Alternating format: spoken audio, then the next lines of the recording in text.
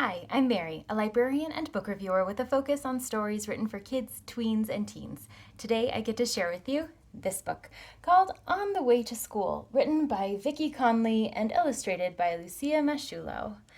Everywhere around the world, children go to school, but how they get there might look different depending on where they are.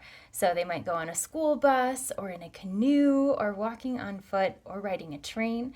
And in each of these circumstances, there's friends that are heading to school together to learn. This story is a lovely celebration of the way that kids get to school around the world. So there are so many vivid illustrations that introduce readers to various parts of the world within the story. So you can find a donkey in the mountains. You can find some kids in the sand walking to school. You can find kids that are hugging in the schoolyard. So there's lots and lots of different kids throughout the book doing all sorts of things together, but with the commonality of going to school. The book itself is written with a lyrical sing-song rhythm, lots of rhyming and automatopoeia. So that's a really fun way to have the story be read aloud because there's lots of great sounds to listen to. All of those nuanced sounds help practice words, especially for the younger kiddos, slowing down the sounds in the words that they say so that they're able to hear the sounds that make up language and words.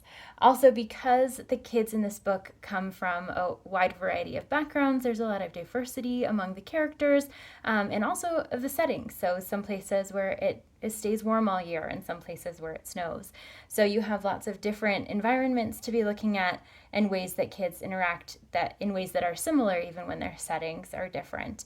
So there's not a whole lot of text on each page, so it's really accessible to the younger kids.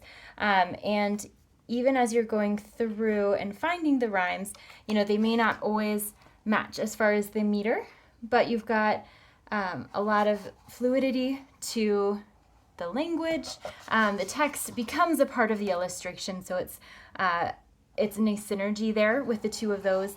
And then the illustrations, as you can see, are easy enough to be viewed from a distance. So if you're reading it to a storytime setting, then kids will be able to see those as well.